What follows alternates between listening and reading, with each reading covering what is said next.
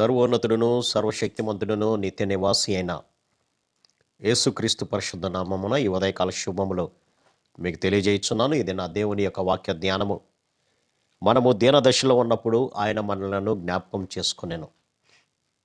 136వ కీర్తన 23వ వచనం. ఇక్కడ దీన దశ అనగా లేని దశ లేదా నిస్సహాయ స్థితిని మనకు తెలియపరుస్తుంది. ఇటువంటి నిస్సహాయ స్థితిలో, ఏమీ చెయ్యలేనటువంటి స్థితిలో, ఎవరికి చెప్పుకోలేనటువంటి దీన స్థితిలో ఉన్నప్పుడు ప్రభు మనల్ని జ్ఞాపకం చేసుకున్నాడు అని అంటారు. అవును, ఆనాడు ఇశ్రాయేలు జనాంగాన్ని మనం ఆలోచన చేసినప్పుడు నిర్గమకాండము 1వ అధ్యాయంలోకి చూస్తే, వారు ఇశ్రాయేలీల మీద చేయించుకొనిన ప్రతి పనియు కఠినముగా ఉండెను. వారు జిగటమంటి పనిలోను, ఇటుకల పనిలోను, పొలములో చేయు ప్రతి పనిలోనూ కఠిన సేవ చేయించి వారి ప్రాణములను విసిగించరే. దేవునికి అయిష్టమైనటువంటి జీవితం జీవిస్తున్నప్పుడు దేవుడు ఎన్నిసార్లు వారికి హెచ్చరిక చేసినప్పటికీ కూడా ఇశ్రాయేలు జనాంగము దేవుని వైపు చూడలేదు. కానీ వారు ఎంత వరకు కూడా ఇహలోక సంబంధమైనటువంటి తమ యొక్క శరీరాశలను నెరవేర్చుకుంటూ దేవునికి దూరమైనటువంటి స్థితిలో ఉన్నప్పుడు దేవుడు వారిని ఐగుప్తీయులుగా అప్పచెప్పినప్పుడు వారు ఉన్నటువంటి స్థితి అది.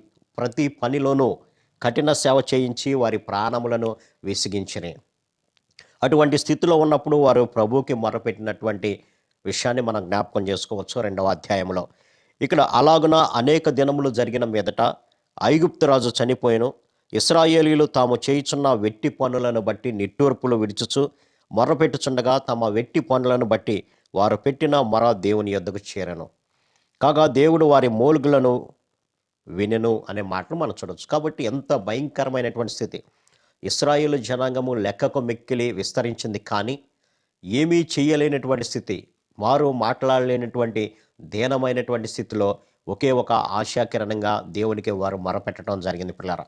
అప్పుడు దేవుడు వారిని జ్ఞాపకం చేసుకున్నటువంటి స్థితిని మనం చూడవచ్చు. అందుకని ఇక్కడ 3వ అధ్యాయంలో కూడా మనం చూసినప్పుడు, నేను ఐగుప్తులోనున్న నా ప్రజల బాధను నిశ్చయముగా చూచితిని, పనులలో తమను కష్టపెట్టు వారిని బట్టి వారు పెట్టిన మొరను వింటిని, వారి దుఃఖములో నాకు తెలిసే ఉన్నవి అని అంటారు. కాబట్టి ఇంత భయంకరమైనటువంటి స్థితి, నిట్టూర్పు విడిచినటువంటి స్థితిలో, దీన దశలో, ఎవరికి చెప్పుకోలేనటువంటి స్థితిలో ఉన్నప్పుడు దేవుడు వారిని జ్ఞాపకం చేసుకొని, నిబంధనను వారు జ్ఞాపకం చేసుకొని దేవుడు వారిని అక్కడి నుంచి మోషే నాయకత్వంలో విడిపించినట్లుగా మనం చూడండి. ఆనాడు ఇశ్రాయేల్ని విడిపించినటువంటి దేవుడు ఈనాడు మనమున్నటువంటి దీనస్థితి నుంచి, అనగా ఆత్మీయంగా చచ్చినటువంటి స్థితిలో, ఆత్మీయంగా ఇక జీవము లేనటువంటి స్థితిలో ఉన్నప్పుడు ప్రభు మనల్ని జ్ఞాపకం చేసుకున్నాడు. మనల్ని అలాగే విడిచిపెట్టలేదు. కానీ ఆ చచ్చినటువంటి స్థితి నుంచి దేవునికి పరిమళ సువాసనగా మనమందరం కూడా ఉండాలనేటువంటి ఆలోచనతో మనల్ని ప్రభు జ్ఞాపకం చేసుకున్నాడు. మనము ప్రభువుని ప్రేమించామని కాదు, కానీ ఆయనే మనల్ని ప్రేమించి మన దీన దశ నుంచి లేవనెత్తడానికే యేసుక్రీస్తు ఈ లోకానికి వచ్చాడు. అది అన్ని రకాలైనటువంటి దీనదశ, ఇహలోక సంబంధమైనటువంటి దీనదశ అవ్వచ్చు, లేదా ఆత్మ సంబంధమైనటువంటి దీనదశలో మనం ఉన్నప్పుడు, అనగా ఏమీ లేనటువంటి స్థితి, నిస్సహాయ స్థితి, ఎవరికి చెప్పుకోలేనటువంటి భయంకరమైనటువంటి స్థితిలో మనం ఉన్నప్పుడు ప్రభు మనల్ని జ్ఞాపకం చేసుకుని ఈ లోకానికి వచ్చాడు పిల్లరా. ఆయన చిందించినటువంటి రక్తము ద్వారానే దీనదశలో ఉన్నటువంటి మన యొక్క ఆత్మీయ జీవితాన్ని చిగురించడానికి ప్రభు ఈ లోకానికి వచ్చాడనేటువంటి సత్యాన్ని మనం జ్ఞాపకం చేసుకోవాలి. అయితే మనం చేయవలసినటువంటి పని ఏంటంటే, ఆనాడు ఇశ్రాయేలు జనాంగము భయంకరమైనటువంటి ఆ స్థితిలో ఉన్నప్పుడు దేవునికి మొరపెట్టడం ద్వారా వారు విడుదల నొందారు. అలాగే ఈనాడు మనం కూడా, ప్రభువా, నా కొరకు మీరు మీ రక్తాన్ని చిందించారు, నేను ఆత్మీయంగా చచ్చినటువంటి స్థితిలో ఉన్న నన్ను లేవనెత్తు ప్రభువా, నేను నీ కొరకు సాక్షిగా జీవిస్తాను అని మనం ఎప్పుడైతే మొరపెడతామో మనల్ని కూడా ప్రభు జ్ఞాపకం చేసుకోవడానికి సిద్ధంగా ఉన్నాడు పిల్లారా.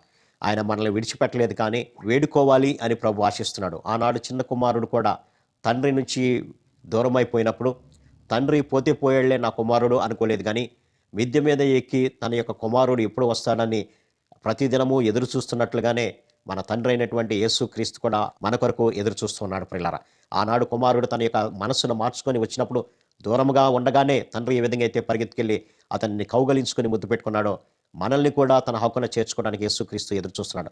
కాబట్టి ఇదన్న వాక్య ధ్యానం ద్వారా నిరాశ, నిస్పృహ, ఏమీ చేయలేనటువంటి దీనస్థితిలో ఒకవేళ మన జీవితాలు ఉన్నాయేమో, ఉంటే ప్రభు అంటున్నాడు, నేను దీనస్థితిలో ఉన్నటువంటి ఆనాడు ఇశ్రాయేలు జనాంగాన్ని జ్ఞాపకం చేసుకున్నట్లుగానే నిన్ను కూడా నేను జ్ఞాపకం చేసుకుంటున్నా, నా యొద్దకు తిరిగిరా అని ప్రభువు సెలవిస్తున్నాడు. కాబట్టి ఈ దిన వాక్య ధ్యానం ద్వారా ప్రభు యొక్క ఆహ్వానాన్ని మనం మన్నించి మన ప్రతి అవిధేయత కూడా ప్రభు సన్నిధిలో ఒప్పుకొని విడిచిపెట్టి ఆయన ద్వారా కనికరాన్ని పొంది ఆయన రాజ్యంలో చేరదాం. అట్టి కృపా పరిశుద్ధాత్మ దేవుడు మనందరికీ దయచేయను గాక.